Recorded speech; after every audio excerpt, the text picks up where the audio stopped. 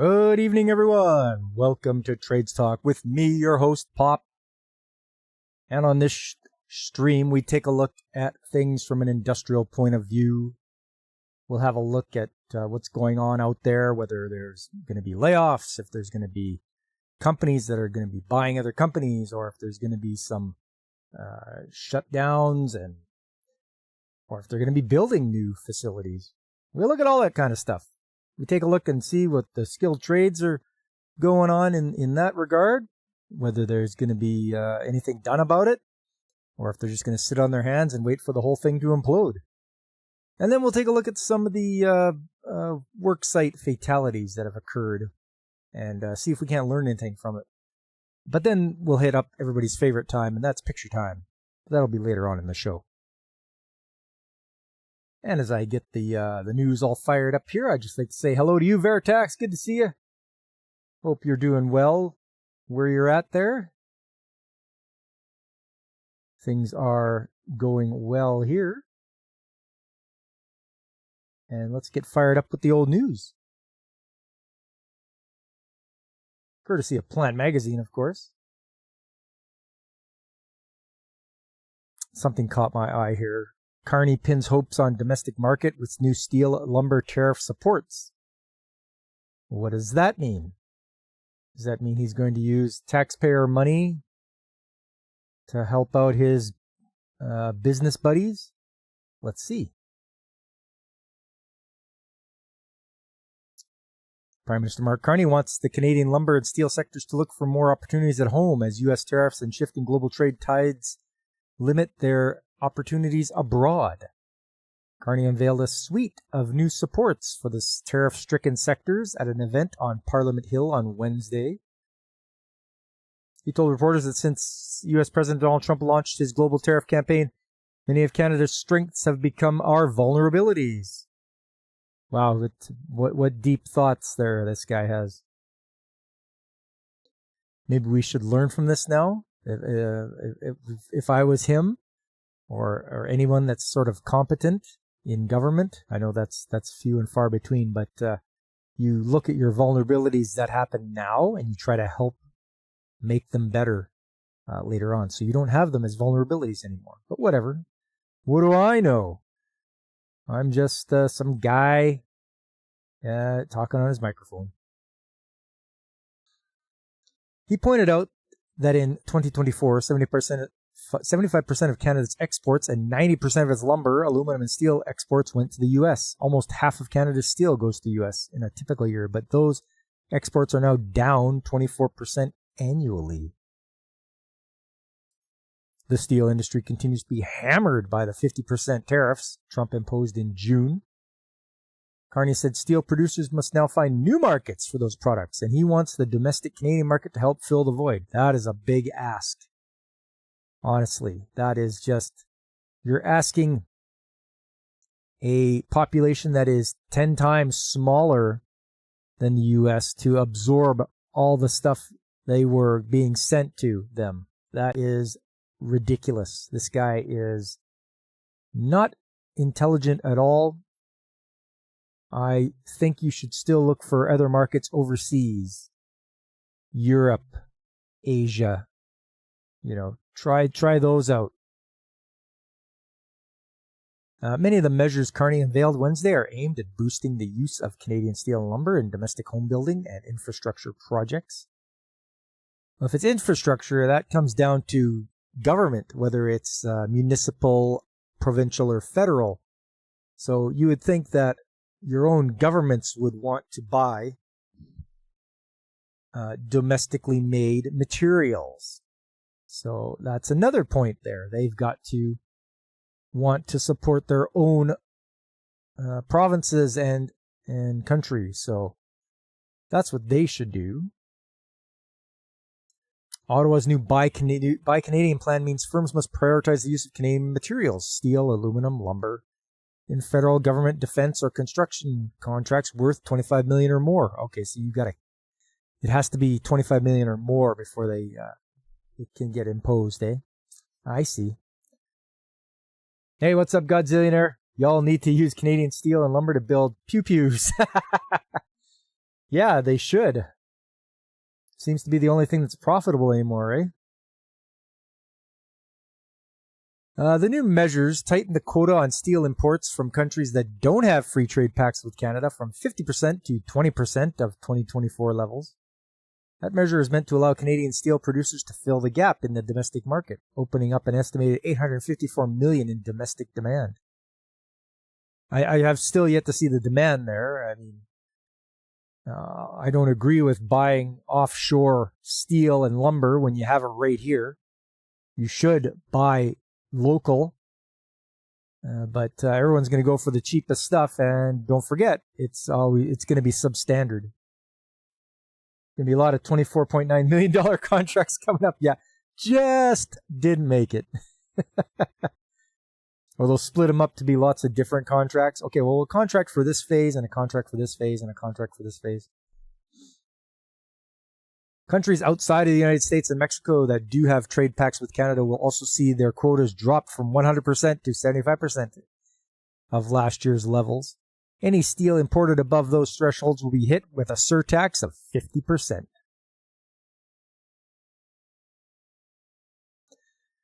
Ottawa is also levying a new global 25% tariff on steel derivative products such as wind towers, prefabricated buildings, fasteners, and wires. Those measures will take effect on December 26th, include sharper declines in quotas than the measures Carney announced in July. Carney said Trump's move to tariff more steel derivatives in August and the recent increase in lumber tariffs motivated Wednesday's announcement. But he also said that the new supports and restrictions on inflows of foreign steel are not targeted at the United States specifically. It's a global approach that is creating space for Canadian steel producers to fill it, he said. But are they? Are they really going to fill it? Is this something, or is this just some throw it at the wall and see if it sticks kind of idea? We are limiting foreign steel imports to ensure that Canadian steel producers have a bigger share of the Canadian market. Doing so will unlock hundreds of millions of dollars in domestic demand for Canadian producers. Trade talks between Canada and the United States have been on pause since Trump ended negotiations over an Ontario ad campaign featuring former President Ronald Reagan criticizing tariffs. Yeah, once again, thanks a lot, Ontario. Doug Ford, you big idiot. You screwed things up by trying to be cute and trying to use propaganda of Ronald Reagan. Good job, numbskull. Carney said Wednesday that Canada remains ready to re-engage when the U.S. comes back to the table. Conservative leader Pierre Poilievre said Wednesday that Carney was spending billions more to bail himself out of the broken promises to negotiate a deal with Trump. Poilievre said conservatives want to negotiate a hard bargain to protect them and get them re-entry into the American market, tariff-free. He also repeatedly calls to remove the industrial carbon price to offer relief to affected sectors. With north-south supply chains to the United States hampered by tariffs, Carney also announced measures to help domestic firms send their products across the country instead. Starting next spring, the federal government will offer subsidies to rail companies to cut freight fees in half and shipment of steel and lumber across provincial borders for a year. Oh. So when he says the government's going to offer subsidies, it means the government's going to pay rail companies to cut their fees. I doubt they're going to cut them by much, but they're still going to get the money from the government. So there you go. Government paying private companies. I knew it. Hey, what's up, Fabric Folds? How you doing, buddy? Can you guys take Stellantis back? They're down here begging for tax breaks.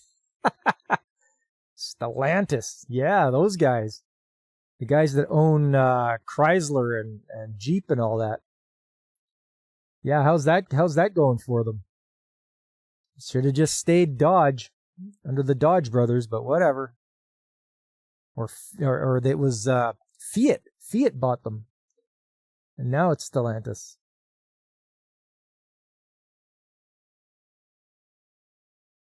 This would cost the federal government $146 million annually based on 2024 figures, according to a senior government official at a media briefing on the announcement Wednesday. The official noted stronger uptake for the program would drive the costs higher. Of course it would. Hey, what's up, B17? How you doing? Which branch of the government messed up this fiscal year? All of them. You got that right. And Katy Perry and Justin Trudeau are together now, not the Canadian U.S. unity we were looking for. Really? He's with a girl? Justin Trudeau's with a woman? Huh. That's weird. Ottawa is also giving more training and resources to the Canada Border Services Agency to crack down on steel dumping. Foreign producers flooding the Canadian market with cheap product to undercut the domestic industry. It's easy. Just don't buy this stuff. Yeah, it's cheap, but it's garbage. It's probably Chinesium. Like it's think about it. Look carefully. Don't just buy the cheapest stuff. You got to have some sort of standard there. Canadian Steel Producers Association President and CEO Catherine Cobden broadly welcomed the measures announced Wednesday, particularly the efforts to crack down on dumping.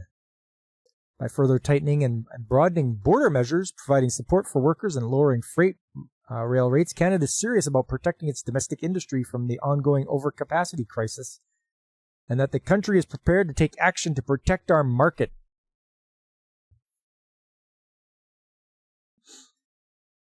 Trudeau's girlfriend is a cardboard cutout with Katy Perry with a whole cardboard.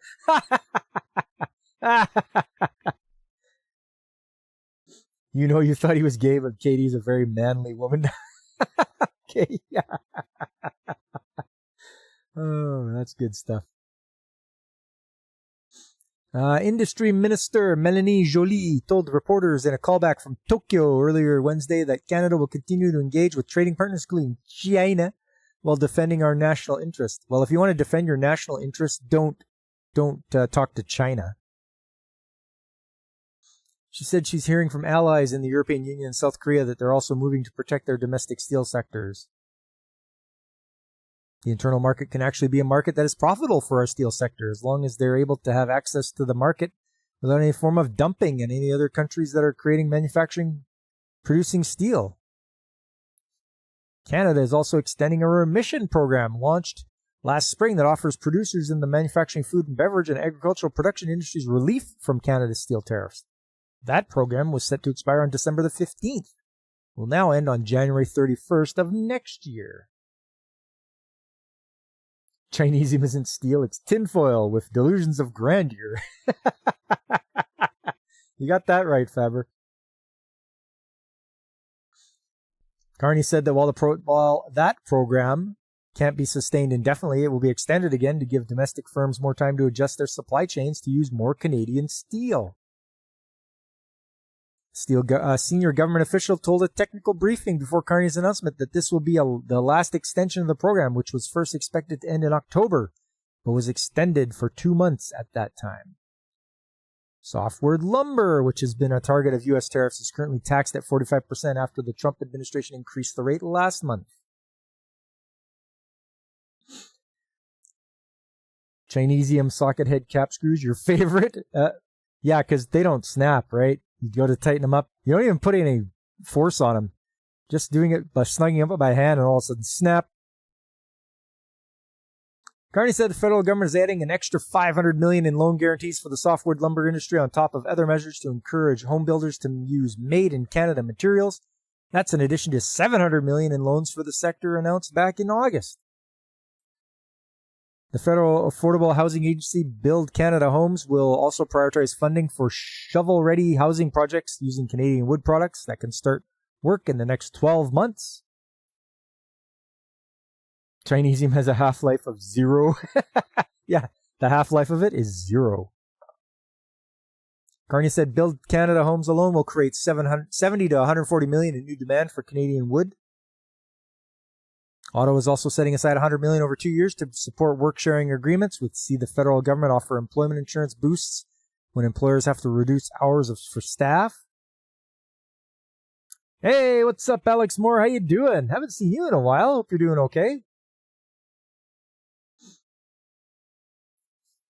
The federal government says boosted income replacement will help 26,000 Canadian workers in such sectors as steel and lumber.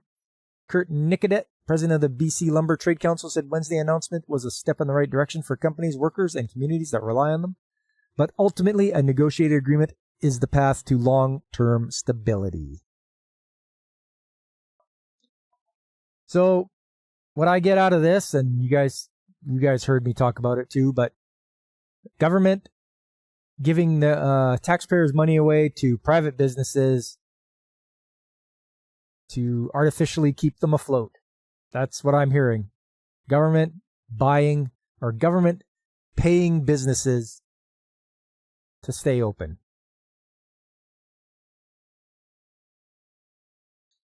If we keep funding these railway companies, we won't have any money to send to the Middle East. That's right. Yeah. But what are we going to do about Palestine? What are we going to do about Israel? Who will take our money? Let's see what else we got here, boys. Let's see what we got here. Economists warn surprise GDP growth in the third quarter masks weakness in Canadian economy. Then why would you have growth if there is weakness there?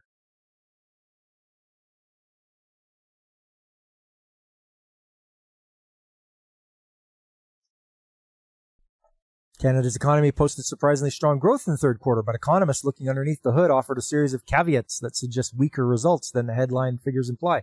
Then don't say the headline that the economy was better. Stats Canada said Friday the real gross domestic product rose 2.6% on an annualized basis in the third quarter of 2025, marking a rebound from a contraction of 1.8% in the second quarter. Third quarter results show Canada staved off a technical recession, 2 consecutive quarters of GDP declines. The magnitude of gain was also well above expectations from both the Bank of Canada and a poll of economists heading into the release calling for just 0.5% annualized growth. At first glance, this would appear to be a strong print, but there are some underlying details that we have to dig into, said TD Bank economist Mark Urcalo. Every time the Canadian government gives subsidies to a business, they take the money and relocate to the U.S., just like that potash company in BC. It took the money and moved to Washington. That's disheartening, but it's so true, Fabric. You can't grow and shrink at the same time. It's one or the other. Ask your girlfriend. Yeah. Can't grow and shrink at the same time. What's the matter with you? There's still some ways to go before we see Canadian economy back to firing on all cylinders. StatCan said much of the growth last quarter came from favorable trade balance. Exports edged up while imports fell sharply, which tends to draw better results out of the GDP calculation. Urcalo explained that a pullback in imports and relatively flat exports creates the mathematical impression of growth rather than reflecting the actual surge in firms doing business out in the world. He also said it's best to take any trade data with a grain of salt right now, as tariffs skew export and import volumes from the United States.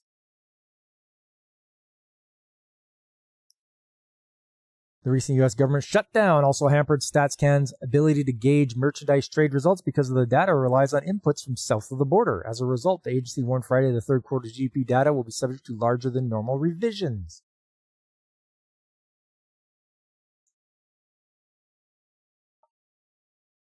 There's a lot of gyration in this trade data, he said, so it's hard to get a clean read exactly on trade, but we're expecting overall trade to slowly recover into next year after a pretty weak second quarter. Spending on weapon systems was up 82% in the quarter, putting a lift in government capital investments. Spending on weapon systems, geez. While higher government capital spending and home resales offered to boost the economy last quarter, business investment was flat, and declines in household spending and construction activity were drags on growth. But that's what happens to people. When things are not good, we're not going to go out and spend frivolously. At least you shouldn't. People usually just buy the essentials and they don't go for the extravagant stuff to buy. So that's going to happen. You could remember what Millie Bobby Brown looked like, so you looked her up, and she looks like someone who got whacked in the face with a cartoon hammer.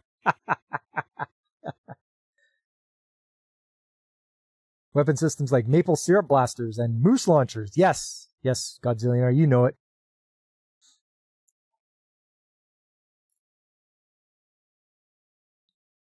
The drop-off in household spending was the largest quarterly decline outside the pandemic in almost 2 decades, he said. Stats Canada Friday also reported modest GDP growth of 0.2% in September, fueled by growth in manufacturing and a rebound in air transportation after the Air Canada flight attendant strike in August. Oh yeah, that happened. That's why I never fly Air Canada. I fly WestJet. Or any other carrier that's not Air Canada. Because they're awful.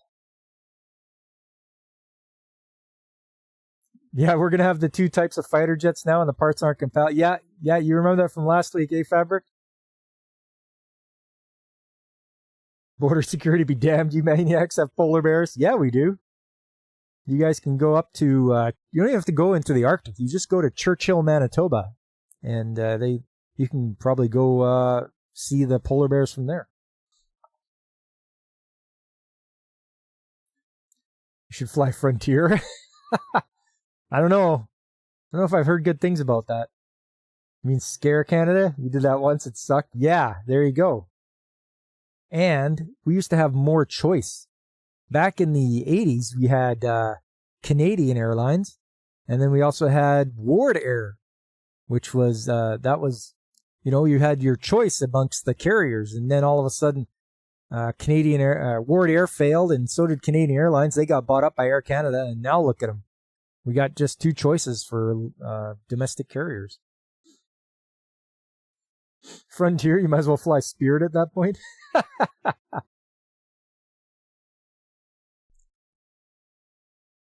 Absent a sharp rebound in November, this leaves growth on track to underperform the Bank of Canada's forecast. Third quarter GDP results come ahead of the Bank of Canada's last scheduled interest rate decision of the year on December 10th.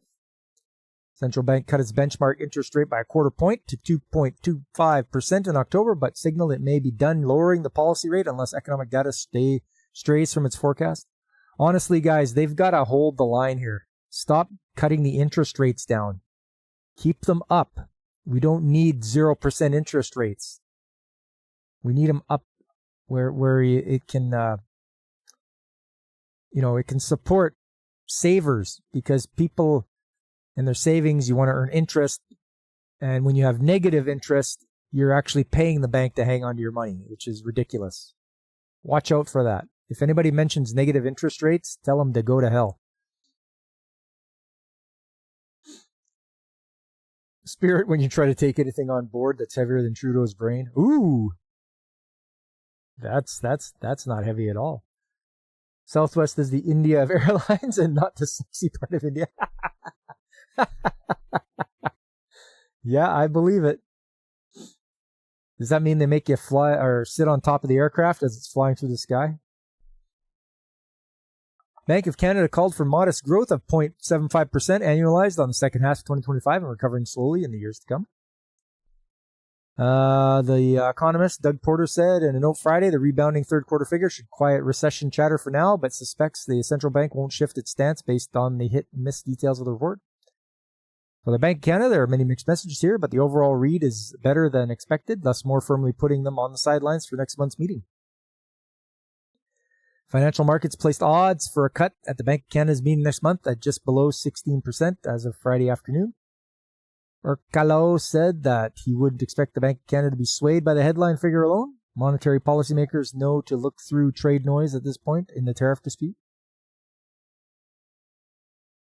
You remember negative interest in the 80s? You do not want... Yeah, exactly, Fabric. Attaboy. You tell them. You do not want negative interest rates.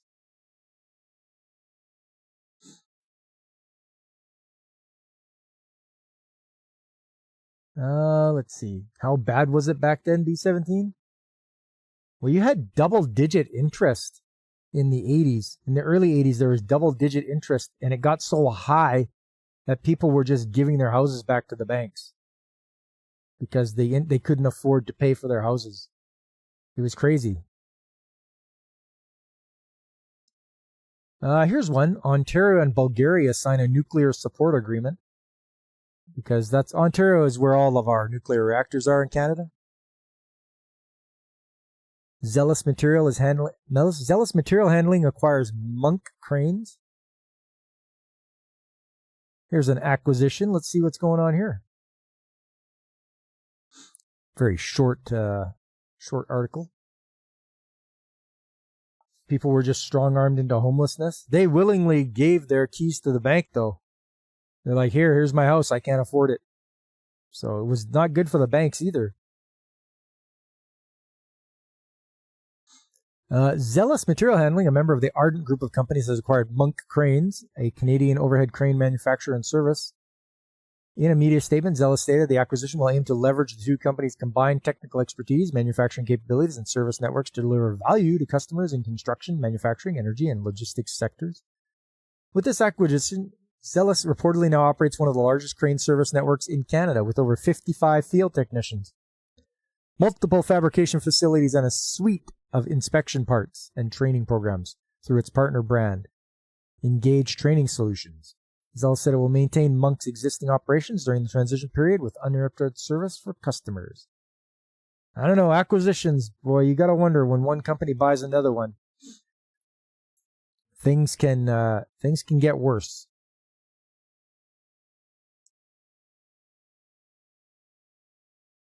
And that's pretty much it for the Plant Magazine. Let's have a look here at some of the other articles out there. This one is from ConstructionPros.com. Gen Z revitalizes the skilled trades amid construction labor shortages. We'll see about that. As baby boomers retire, they take with them decades of accumulated skill, leadership, and institutional knowledge, and presently there are not enough new workers to replace them. The National Association of Home Builders, or NAB, reports that the median age of a construction worker has reached 42, about a year older than the national labor force average. Boomers now make up only 14% of the workforce, down from more than 20% in 2019, while Gen X and Millennials together account for about 71% of those employed in the field. Gen Z matches Boomers at only 14%. This data illustrates a critical imbalance as experiencing workers exit faster than younger ones arrive. The industry faces a growing shortage of skilled labor in the building industry. Not just building, all the trades industries. The roots of the current labor shortage can be traced back several decades. In the 90s and 2000s, a push to make college the default pathway for students, known as the College for All movement, resulted in high schools pulling back on career technical education credits. In time, college aspirations became more common among high school students, resulting in technical and vocational programs losing funding and visibility in secondary education. Data provided by the National Center for Education Statistics show that between 1990 and 2009, the average number of CTE credits earned by U.S. graduates fell about 14%.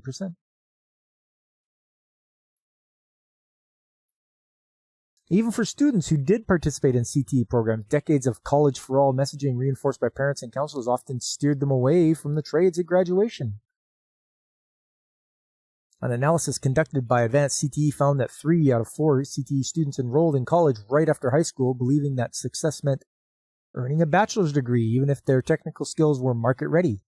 The outcome is a limited supply of skilled workers, just as retirements among seasoned tradesmen are accelerating. Hey, what's up, DJ Ronnie G? How's it going, man? Are you you're headed home? It's your Friday night, from what I recall there, DJ. After decades of decline in vocational participation, the emergence of Gen Z in the workforce has created a surprising and welcome turning point for the skilled trades. In 2024, the Wall Street Journal labeled Gen Z the tool belt generation. Yeah, this is the Wall Street Journal. Like, do you guys put any stock into what they're writing about? I've yet to see the Gen Z tool belt generation. They noted a 23% increase in enrollment in trade programs and a 16% rise in enrollment at vocational-focused community colleges. Increasingly, young people are drawn to work that offers immediate earnings without having to assume the insurmountable debt resulting from tuition. Yo soy en mi casa. You're at your house? After decades of decline in vocational participation, the emergence of Gen Z in the workforce has created a surprising and welcome turning point for the skilled trades. Yeah, I read that already. Here we go. The College for All movement is waning, not just for young people, but their parents as well. A recent Wakefield research survey found that nearly 9 in 10 parents believe that young people should consider pursuing a career in the skilled trades. The federal government has renewed its commitment to bolstering the skilled labor population through the Strengthening Career and Technical Education of the 21st Century Act, or Perkins v., signed into law in 2018. The legislation expanded career and technical education to meet the needs of today's labor market. As a result, states and local communities revitalize CTE, positioning as a viable and worthwhile pathway for students. It is. You're in that generation, B17? The only trade they want is auto tech and construction? The other trade teachers in your school left because no one attended those classes? Yeah, that's unfortunate. And we've read about that too. They have a hard time keeping trades teachers in college or in high school. So yeah, and don't just think that it's just auto tech and construction. You can do, like you're looking at there, welding and millwrighting and drafting and machinist and millworking. You can do all sorts of stuff. There's appliance technician, small engine technician, lots of stuff. There's like over 140 trades you can get trained with. There's crane operator. You can do that too.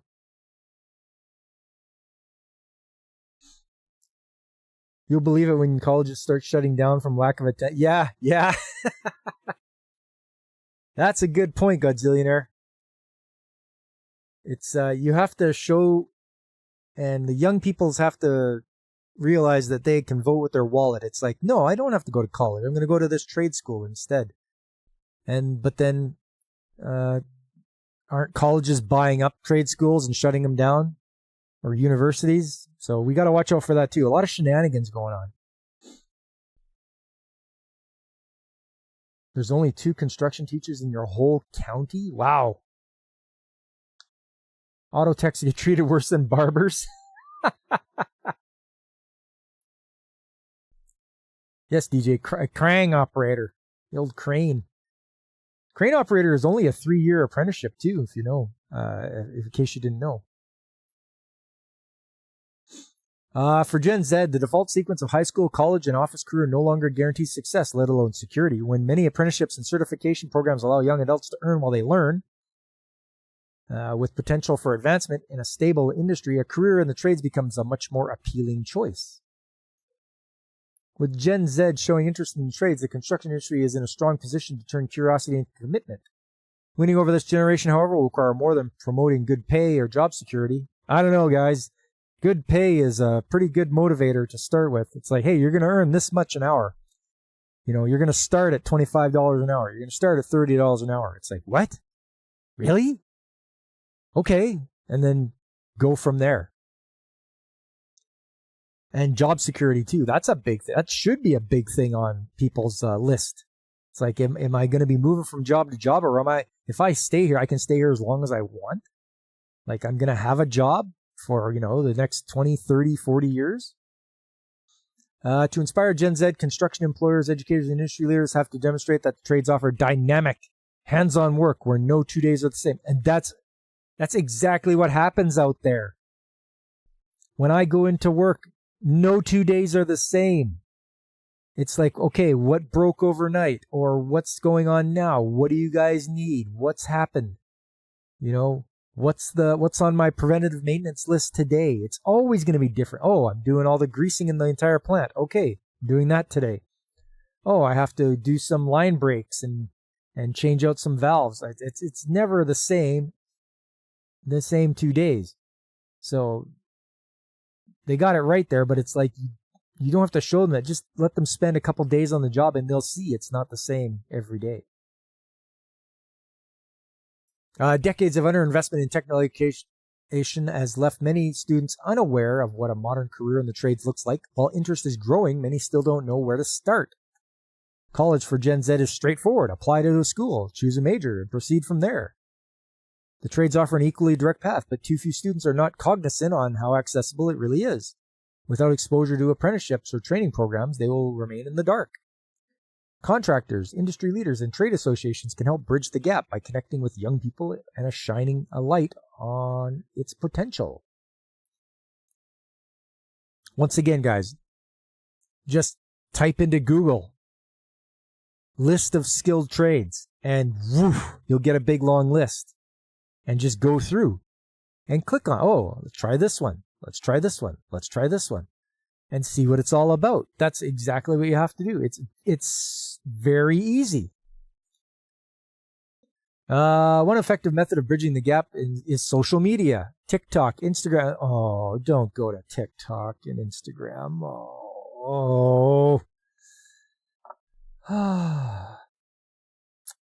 TikTok, Instagram, and other platforms are a window into a tradesman's experience, showing them what a day on the job really looks like. Gen Z are more likely to engage with short-filmed content over a text-heavy ad. Through social media, students can watch a welder hooking up automated equipment, a crane operator surveying a high-rise from the cab, or a journeyman walking viewers step-by-step through a complex installation. That authenticity matters to Gen Z, making relatable content with real tradesmen, and is a very effective tool. Or you could tune into Trades Talk Tuesdays, because it's not TikTok, it's not Instagram, and it's not short little blurbs. I will have long-form content. You can ask questions. I can answer them for you in real time. A barber sometimes still gets tips. Yeah, I would think so, if they're good at what they do. Fabric, you pay your interns $50 an hour, use of a Toyota Tundra, and free medical supplies. They're basically treating them like the circuit vets. Oh, man. I'm going to come work for you, Fabric. Holy, you're doing well. Like, good for you. I'm glad you're doing that.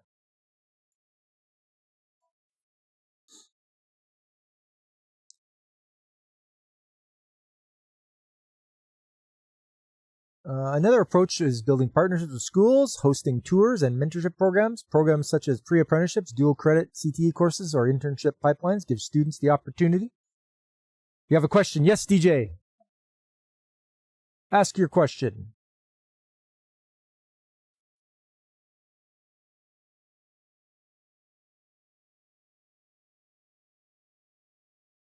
If part of Canada becomes the 51st state, will you relearn how to Zed? Well, I can do both. I can pronounce it Z or I can pronounce it Zed. But I prefer Zed because that is proper Canadian English. Veritex, you saw this video about a bridge in China. A mountain had a slide and it just took out much of the bridge with it. Yeah. Yeah, I could see that happening. If you ever watch videos about stuff built in China, it's garbage. It is just the absolute worst. And they don't care. They just take the money, build with garbage materials, and they're gone. So they get what they pay for there, and it's just atrocious. It's okay if I don't. At least I sound sufficiently like Northerners, excluding Wisconsin and Bahatan. That's all right, DJ. I didn't think I had that much of an accent. I do throw in the occasional A, but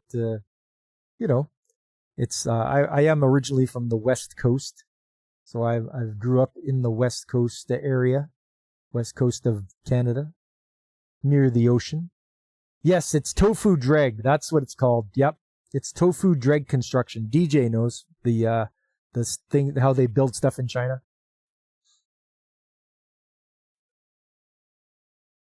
We'd have to be accepted as a territory before we could come in as a state. We'd need a state constitution first, too. Oh, yeah, okay. We are working on it. I know there is a push here for Alberta to separate from Canada, so you can't hear Zed without thinking Zed from Pulp Fiction, and we all know what he did to Antoine. Rockamoral. You wonder if some of these programs need tools to follow up with people? Younger gen has short attention spans and working memory and forgets things that aren't actively involved with yet. Oh, Zed is the head of MIB. And yeah, there you go. Zed, the head of MIB. This is quite the long one here. Finally, casting a wide net taps into a full spectrum of young talent. That means reaching into communities that have been historically underrepresented or disenfranchised. Women, students of color, those. I don't care if you're a woman or if you're a student of color, as long as you come to work and do the job. This stupid thing about thinking that we have to fill everything up with women and cater to people of color. It's like, no. Come to the job, work hard, and that's good. I don't care who you are. Just come here and work hard. That's all I ask for. Like this stupid thing where you got to try to cater to them and mollycoddle them. It's like, don't do that. And don't try to force them into it. If they want to do it, they'll do it. Look here as we explain about swamp gas. Flash! If you guys remember In Living Color, remember Fire Marshal Bill? If you don't, tune into some YouTube videos. Just type in Fire Marshal Bill. If you haven't seen In Living Color, oh, that was a funny show in the 90s.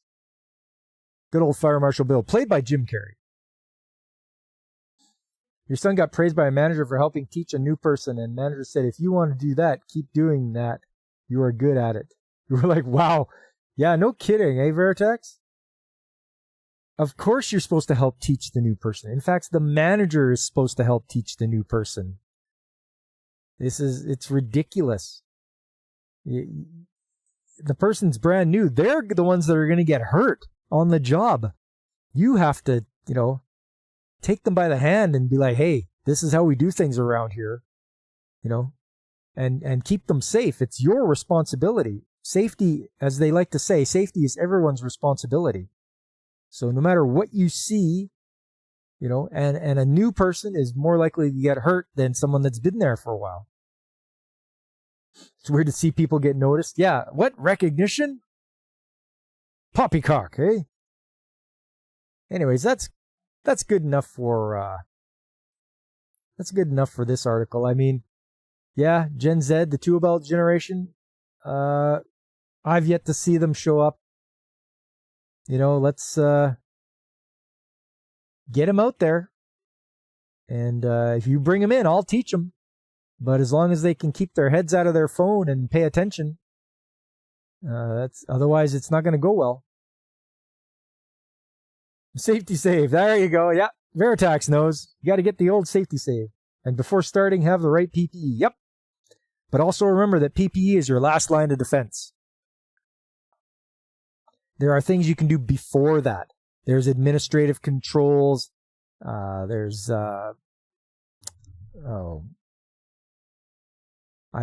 just lost my train of thought there. But yeah, there's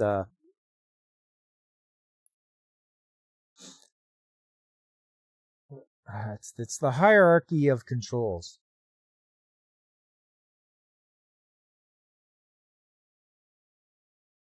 There's elimination, so you eliminate the hazard. There's substitution. There's engineering controls. There's administrative controls, and then PPE. PPE is the last line of defense.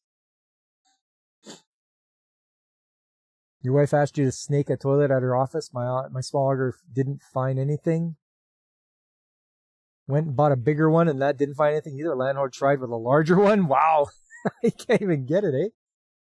Yeah, in Living Colors, where Jennifer Lopez got her start as a fly girl. Yes, Fabric. I know that. I knew that. That was,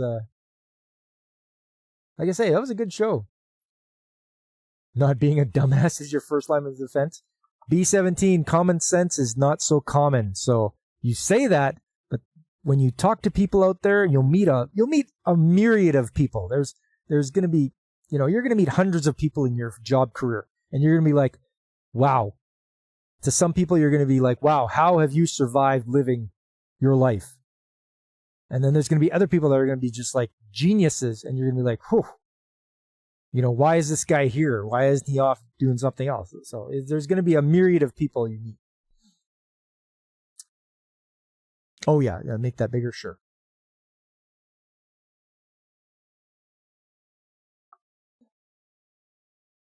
Trying to zoom in here. There we go. So here's what's called the hierarchy of controls. And your first thing you'd want to do is eliminate or physically remove the hazard. Elimination. That's your most effective. You couldn't find either. Specialty plumbers spent a couple hours trying to figure it out. What it was, never did hear what caused it. Oh. You already see those people in your classes? Yeah, there you go, B17. So the next hierarchy of control is substitution. So replace the hazard.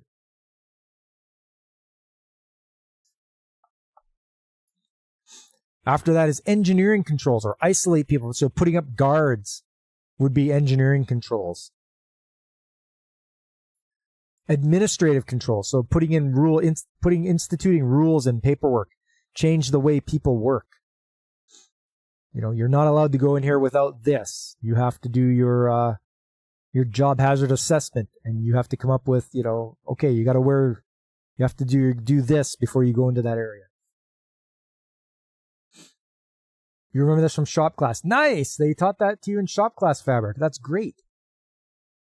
A lot of people should know the hierarchy of controls. It's very important. And like I said, PPE, protect the worker with personal protective equipment, but it's the last line of defense. Don't think of it as the first thing to go to. Go through the elimination, substitution, engineering, and administrative controls.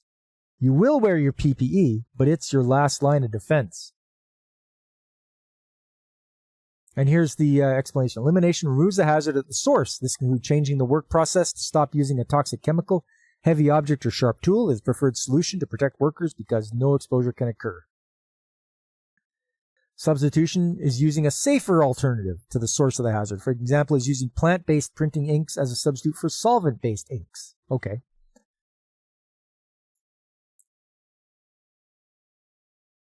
This would be great for a couple of shorts. Oh, yeah, maybe I could do a couple of shorts. When considering a substitute, it's important to compare the potential new risks of the substitute to the original risk. This review should consider how the substitute will combine with the other agents in the workplace. Effective substitutes reduce the potential for harmful effects and do not create new risks. Elimination and substitution can be the most difficult actions to adopt into an existing process. These methods are best used at the design or development stage of a work process, place, or tool. At the development stage, elimination and substitution may be the simplest and cheapest option. Another good opportunity to use elimination and substitution is when selecting new equipment or procedures. Prevention through design is an approach to proactively include prevention when designing work equipment, tools, operation, and spaces.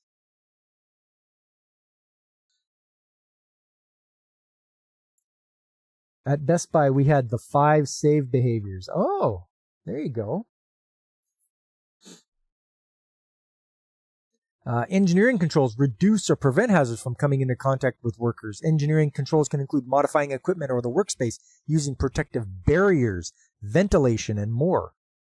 The NIOSH Engineering Controls Database has examples of published engineering control research findings. Number 1, DJ, was careful up there on ladders and the Big Joe platform lift. Ah, yes. Yep.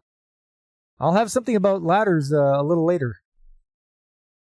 Administrative controls establish work practices that reduce duration, frequency, or intensity of exposure to hazards. They include work process training, job rotation, ensuring adequate rest breaks, limiting access to hazardous areas of machinery, and adjusting line speeds.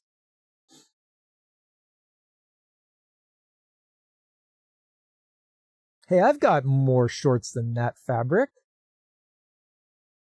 I know, and the trouble light, everyone loves the trouble light. And the body in the retention pond, yeah. It's to see if it floats. And it didn't float. Look straight when lifting or something about, yes. So bend your knees, not your back, and also lift your head up so that it keeps your back straight. Trip hazards are no joke, nor is the small soldier reference. Ha!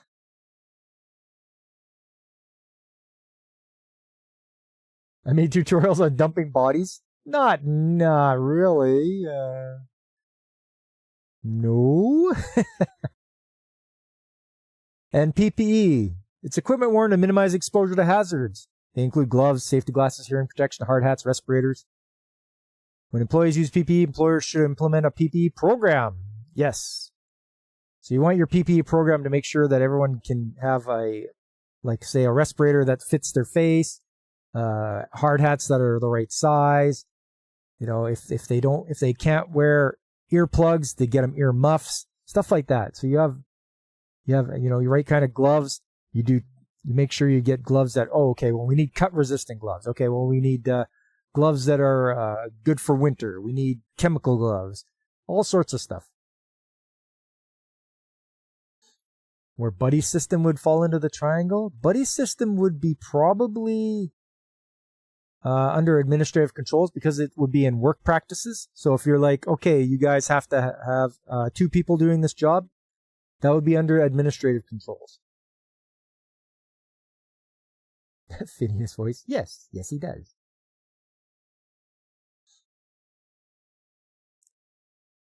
But yes, that's your hierarchy controls. Very important. It's something that you learn about. It's something I've learned about in being in the trades. And it's something they're really pushing a lot now.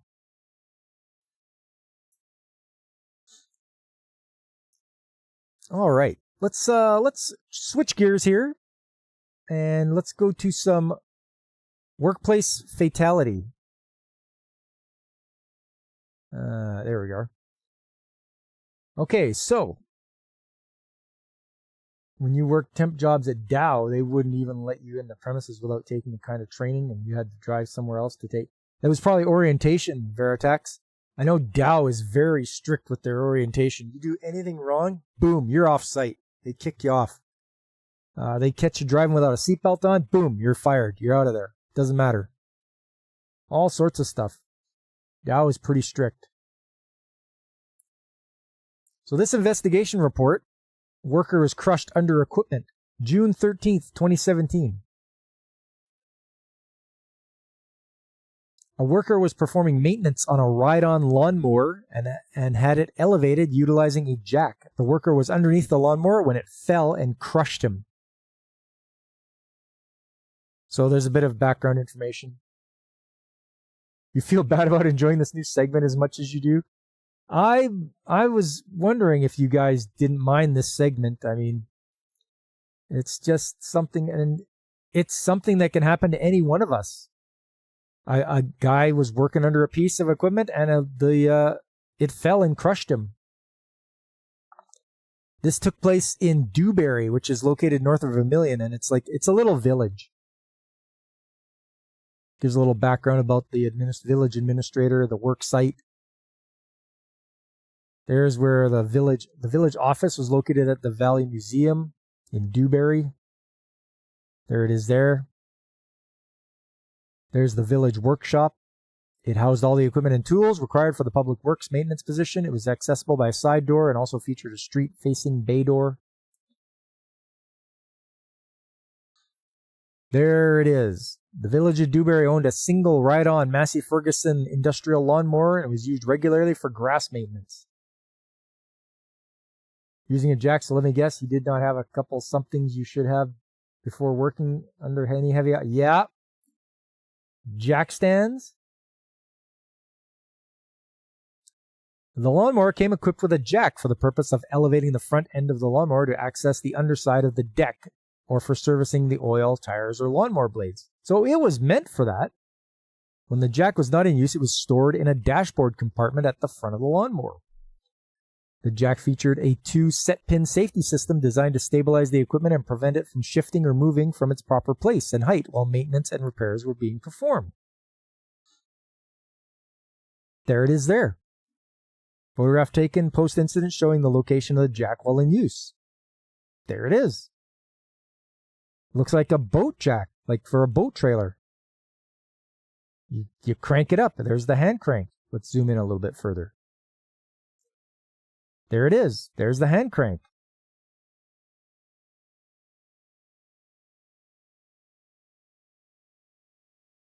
It even says on the jack, to prevent injury, read the operator's manual before raising machine. Park on firm level ground. Lock up the mower with additional support. Lock lift mechanism in place before raising machine and making adjustments underneath. It even shows you the set. There's where the set pins go. There it is there. There's the set pins.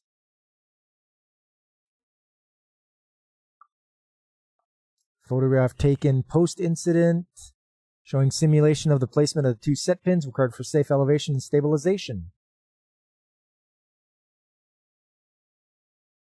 And you can adjust the height, it looks like. So that's what it pointed out. So the sequence of the events. On the morning of June 13th, 2017, the Public Works maintenance worker had been working with the village administrator on a water issue. The administrator attended a late morning council meeting, after which they acknowledged seeing the Public Works maintenance worker heating up their lunch in the office kitchen area. Prior to leaving with their lunch, the Public Works maintenance worker mentioned to the village administrator that the blades on the lawnmower required sharpening prior to cutting the grass. The maintenance worker returned to the shop and opened the bay door. After positioning the jack for use, the worker placed themselves underneath the lawnmower on their back with a wrench in their hand. At some point, the jack failed, causing the lawnmower to fall and crush the worker between the lawnmower and the concrete floor.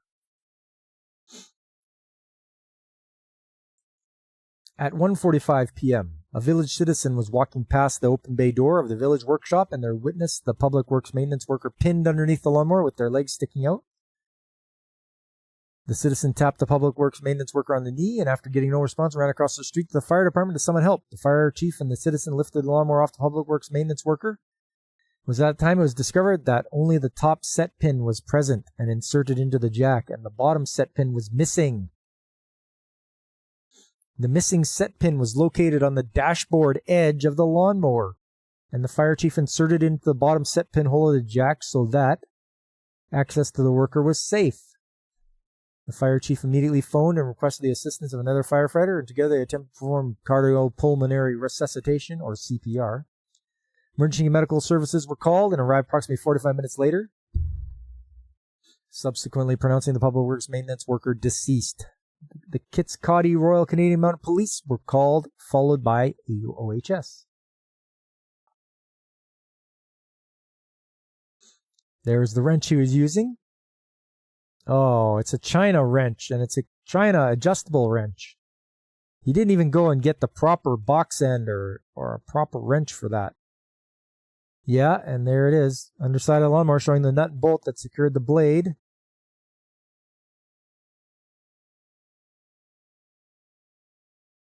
And that's what happened. The photograph taken posted in a simulation showing how the jack would have been found on the day of the incident with only the top set pin inserted. And look at it's allowed to move.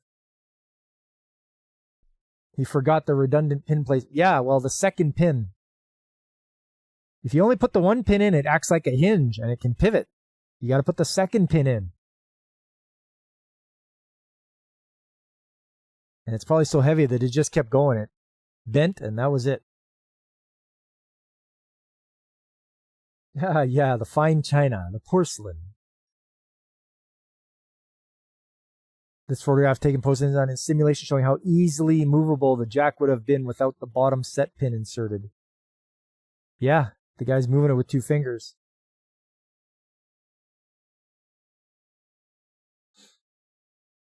Review of enforcement action was completed, and it was determined that the file would be referred to Alberta Justice for review. The entire file was sent to Alberta Justice. Charges were laid. There was a decision to stay the charges on February 22nd, 2021. The investigation was completed December 7th. Oh, so they were going to charge somebody with something. Would setting this up not be to test that to make sure it's firmly in place? Yes. Yep. Anytime you set up anything, give it a shake. Or it's written right on the jack. It's staring you in the face as you're grabbing it. Put both pins in. Get some wheel chocks. Chalk the thing up. If it moves and you're underneath it, it's going to crush you. It is heavy. It's not going to be forgiving. Yeah, I was thinking that too, Fabric. Who would they charge? There's charges, but who for who? Like, he's working by himself. Nobody told him to do that. Oh, unless they thought someone removed the pin. Yeah, then we're getting into speculation. But it's yeah, it's not good. I mean, this all could have been avoided if he would have just put in that second pin. And as you can see, it's captive. So these pins are captive. They have a little hook around them.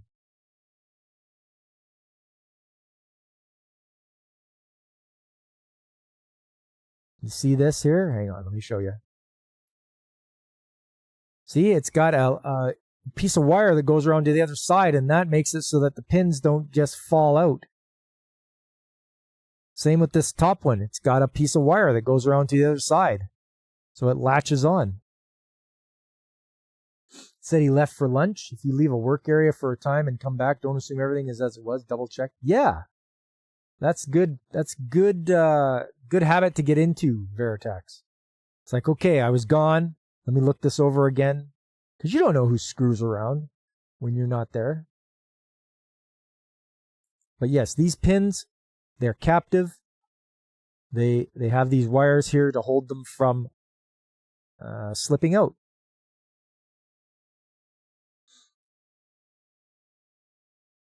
And it's any one of us could be involved in something. We have jacks.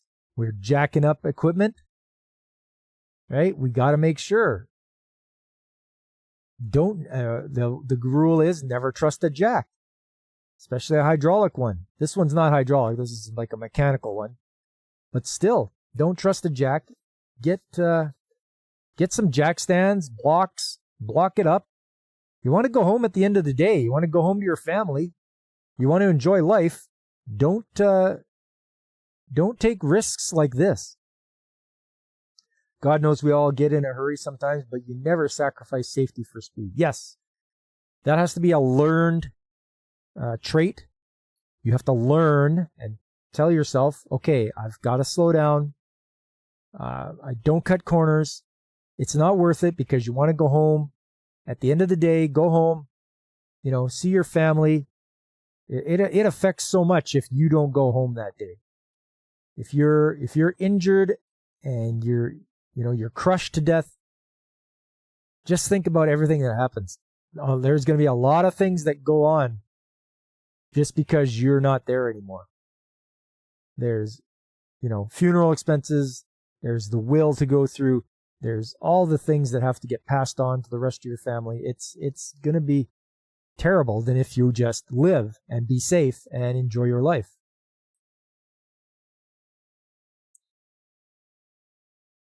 Yeah, that's terrible. Could have been prevented. And he'd still be here to this day.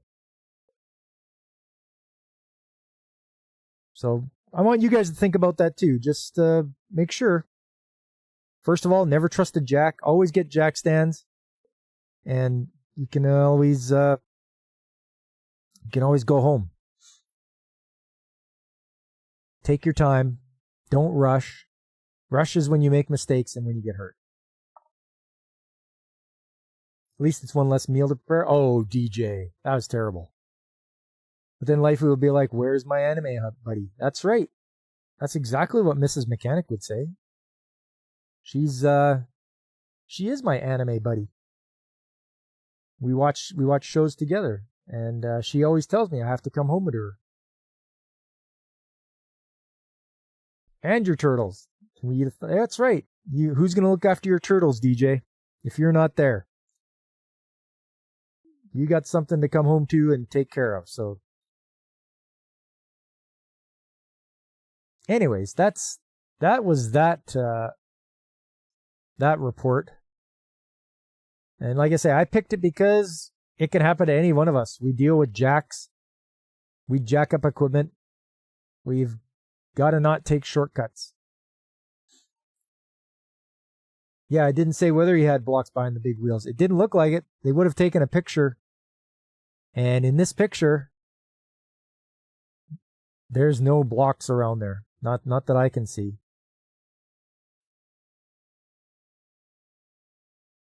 Nope, nothing. Nothing to stop it from rolling.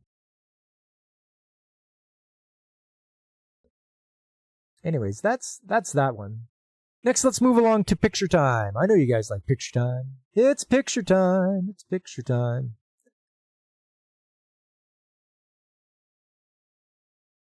We'll just close that up. And shrink that, shrink that. How to Become the Lawnmower Man. Everybody else recognize that reference? I remember that movie. There we go. There's some Hokkaido gals. And let's see. Because, you know, Hokkaido gals are super adorable.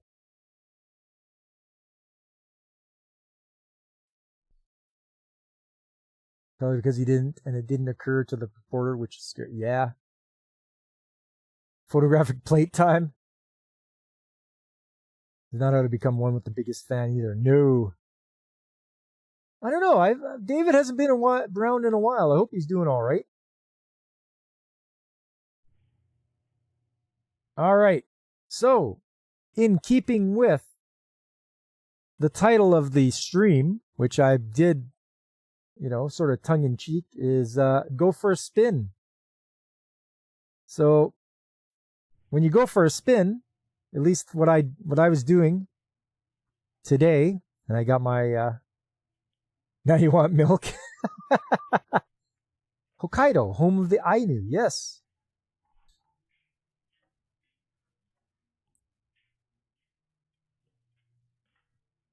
All right. We'll set up the old ladder.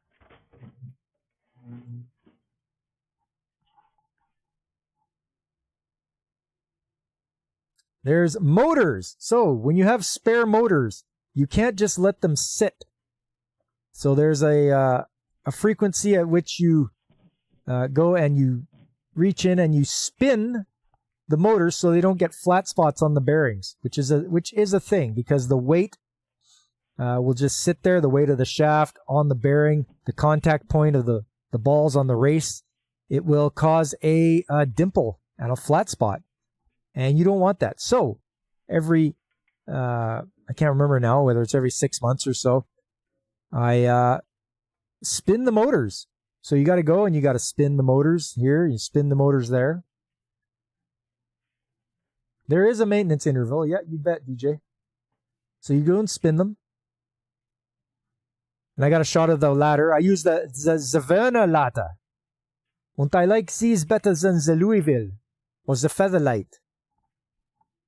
So I buy a Werner ladder and we use this to get up higher. The laser dot is so I know where my camera is looking, DJ.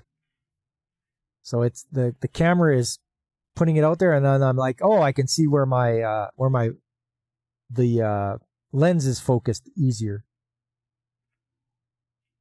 I keep a list or a calendar. Yes, I have a maintenance program. Okay, so they're in boxes. So you know what? You keep them in boxes. And they're wrapped in plastic. Just got to grab my camera and focus it a bit. And you spin them, then you close them back up. You got to keep the shaft right up with the balls you seize.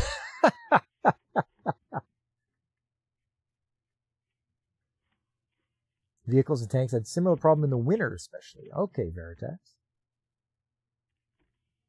So you go through these.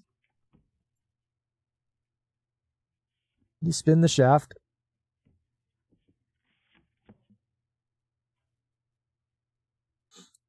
Then you climb up. You spin a few of those. Spin a few of those. Spin that one. Spin that one. Yeah, give those a spin. Reach in there. Spin that one. Giving them a spin is much better name for this procedure. Yeah, you just give them a spin. Spin those guys. Spin those guys. Your mom told you about a Russian village where there was one car and it kept running for the whole winter? Ha! Nice. Don't shut it off. Okay, we climb down. I don't know if you guys have seen this kind of ladder before.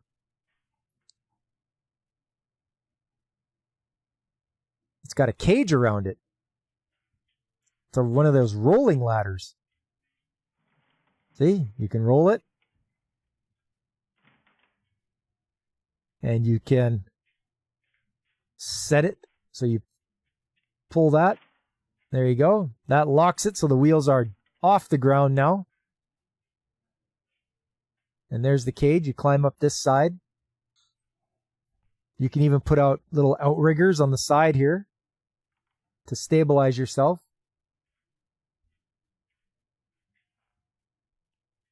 So you cut a hole and you shoot hoops. Ha! So I was looking for the ID tag on this thing. I know there's one on there. You can also adjust the height of this. So on the sides here, that thing there. There it is. There it is. Tells you the type. It's a 1AA, so it's good for 375 pounds. And you can adjust the height of it. You make it taller, you make it shorter. And use those things there. That's tightening up the ropes that are used. So you can lift it up higher. And those things are the locks, those silver pieces on the side. Those are what lock it in place.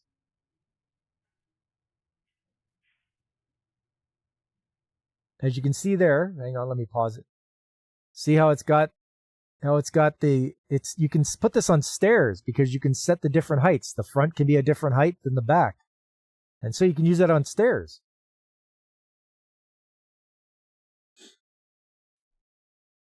You were looking for a heavy-duty ladder, couldn't find one at Lowe's, rated up to 400 pounds. Most were, I think, 300 or 250. So look for a Class 1 AA, and that should be 375 pounds, Veritax. That's what you look for. A 1 AA. I think that'll support the heaviest. If you're going heavier than that, then I think you need to get like scaffolding or something. You don't have those sophisticated ladders in Wyoming. You're lucky if you have all the rungs.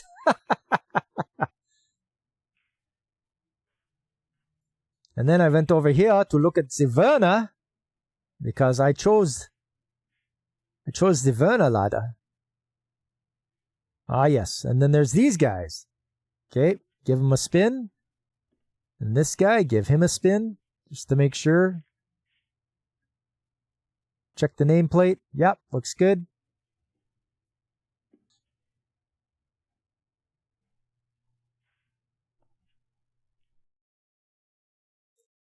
Hard to find a good heavy duty ladder now. Yeah, you guys have Grainger, don't you? You guys ever heard of Grainger? Grainger, those guys, they carry just about anything.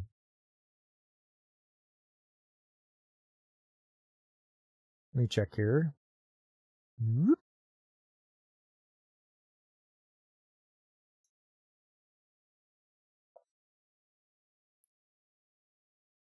We'll do the old, there we go.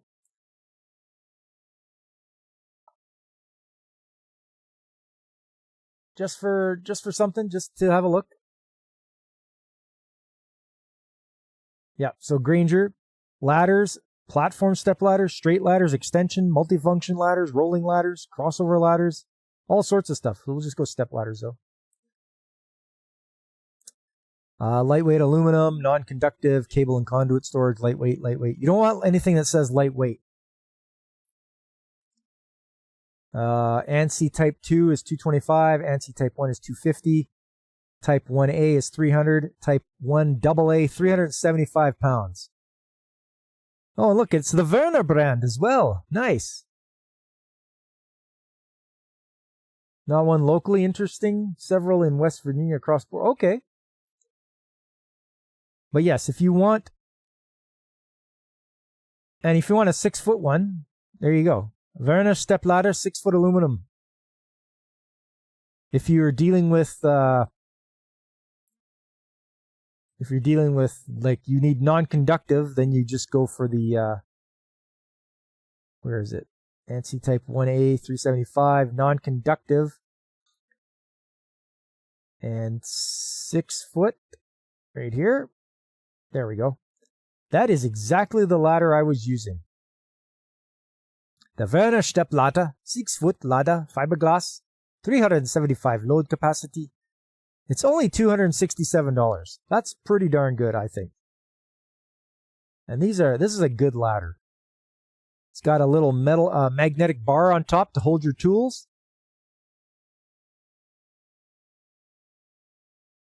Oh, the closest one is in Billings. Yeah, I guess you guys have to go a ways away to get it, eh?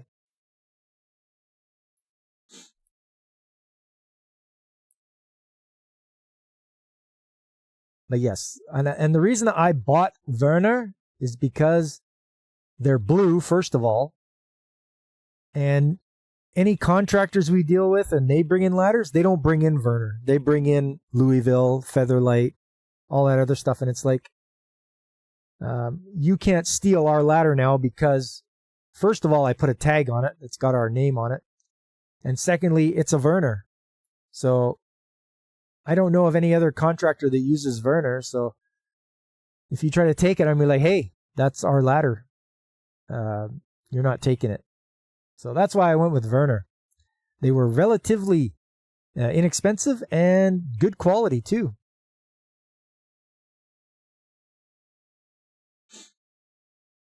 Made in Mexico, it looks like. Or country of origin, it says Mexico. And it's got little hooks on it to hang your tools from. Look at that. Even up here, it's got a place for your screwdrivers, your hammers. The magnetic bar can hold all your screws. You can even get a little tool pouch, it looks like, to hang from it. That's neat. I haven't seen that before. The thing about Northern Wyoming is you have to shop in Montana. Oh, man. That sucks. Otherwise, it's a long ride, eh? But yeah, there you go. Hang your bucket from it. And that's just a 6-footer. That's pretty much what people need usually, is just a 6-foot ladder. Looks like you can have a blue Werner ladder shipped by January 1st. That's great, Veritex. Spoil yourself. Get yourself a Christmas present. Make yourself a nice ladder. Hey, there's that tool bucket. Nice. Hooks right on. Only $40. That's not bad. Oh, and you can get replacement ladder labels. Good, good. I need to know that because I don't want to have to pitch out a ladder because you can't read the labels anymore. And they're cheap too. $1.76 each. These ones are a little more. These 5 labels, $8, but no big deal. You wonder if you get it shipped from Grainger faster? I don't know. I don't know what their shipping is like. Usually, when I order stuff at Grainger up here, I can get it in a day. You know, if there's stock in town at their warehouse. Sometimes it has to come from like Ontario or something, and then it's 5 days. But no big deal. If I'm not a rush for it, it doesn't matter. But yeah, there you go. The Stepladder. And don't forget, if you got motors sitting around, make sure you rotate them because you don't want them to get flat spots. You know, even if you're thinking, well, we haven't used it, it should be in good shape. Nope, that's not true. You have to at least rotate the shaft. You know, give it a spin. Like I said, go for a spin. And do that once every 6 months. And you should be all right.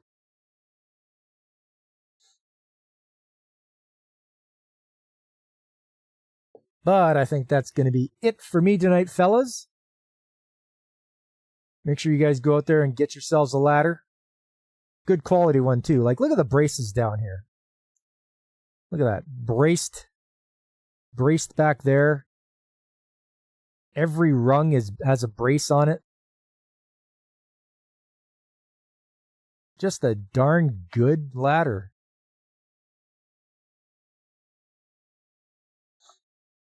And remember the belt buckle rule. Keep your belt buckle between the rails of this thing. If your belt buckle goes outside the rails of the ladder, you're going to fall off. I don't want to hear you guys telling me that you fell off your ladder.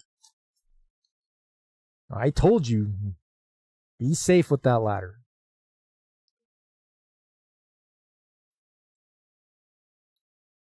Anyways, I just want to thank you guys for coming by tonight. People like Veritex, Godzillionaire, B17, Alex Moore. Good to see you, Alex. It's been a while. DJ Ronnie G. Don't forget to tune into DJ, his Monday show on Thursday.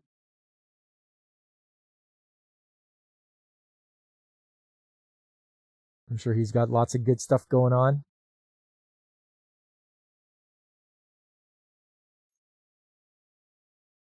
I'm glad you're able to make it today. You always have fun. I'm glad, Fabric. I'm glad you guys can come and have an enjoyable stream with me. It's just fun for me too. I like explaining stuff to you guys, and we can discover stuff together as we watch, as we look at things from an industrial point of view.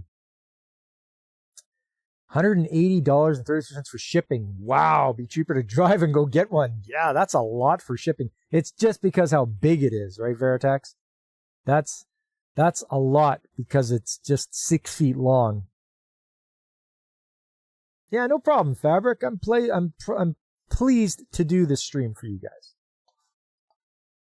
That's just shipping. Well, what about Amazon? Did you try Amazon? Do they carry Werner ladders?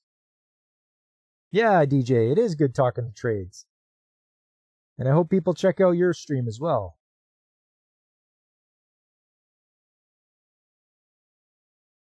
Yeah, the weight.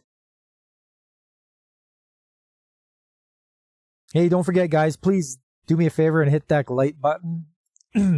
My views have been down a little bit now, so it's kind of like, oof, pretty rough going. But, please hit that like button, subscribe if you haven't already, spread the word, tell your friends, let them know old Pop's here. And when I'm not streaming, you can watch these guys, Pacific 414. And, of course, the guy in the chat, DJ Ronnie G, or Brandon the Anime Guy, or Carl at the RNG Podcast. Speaking of Carl, I'm going to be on his stream tomorrow. We're going to be talking the Intellivision. We'll be talking video games. So come by Carl at the RNG Podcast. I'll see if I can't throw up the link in the chat. The link in the chat. It goes here, and we copy, and we paste, and we send it around, and there you go. If you want to come by tomorrow, I will be chatting with Carl, and we'll be talking about the Intellivision. You should see what you have to pay to have stuff shipped and still have to pick it up. Oh, I bet, Fabric. I bet it's horrible for you there. But yeah, we'll have some Hokkaido gals to look at. Will make us feel better. Oh yeah, and don't forget to check out Punkwaddle. He's everybody's favorite puppet penguin. I like listening to his penguin positivity. He's a good guy. There's also Infinite Metal on Twitch and Kick. He's very enjoyable. He makes me laugh. He's good. He's a great streamer. Streams his retro games. We have a fun time when he's there. And also Call Me Kixie. She's a great VTuber. She's very family friendly. She shows indie games and plays them. And you have a great time if you're hanging out. She usually streams on Saturday in the afternoon. You'll stop by if you're off tomorrow. All right, on Fabric. Yeah, great.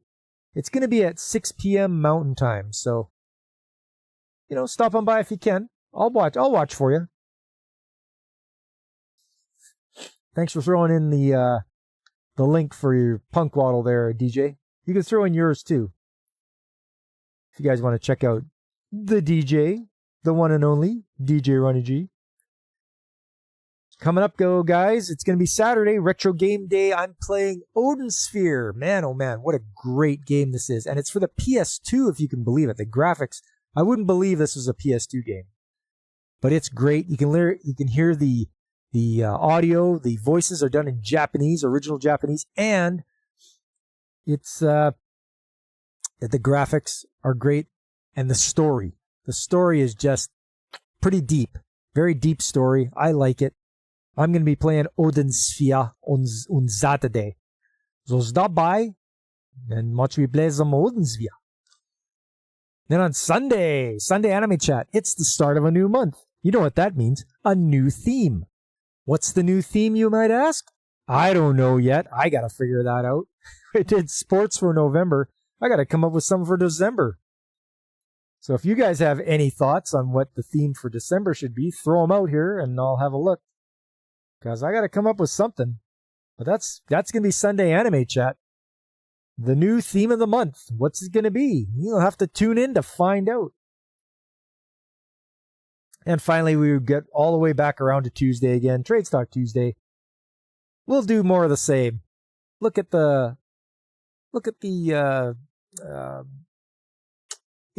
things from an industrial point of view. I can answer your questions. I'll show you things that projects I've been involved with, and we'll do all sorts of stuff like that. Oh yeah, DJ Ronnie G.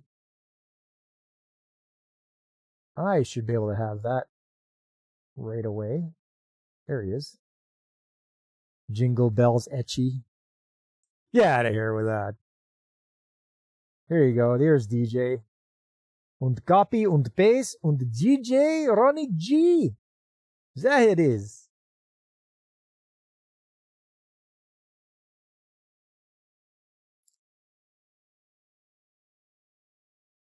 And if you haven't watched Hokkaido Gals Are Super Adorable, make sure you do yourself a favor and watch it, because it's really good. You'll see. They are super adorable. But that's all it for me tonight, everyone. I had a fun time, and I hope you did as well. And I hope to see you guys the next time I'm streaming, which will be on the weekend. Because, you know, I work the weekend morning shift on the streaming circuit here. So until then, everyone, I've been Pop, and I am signing off.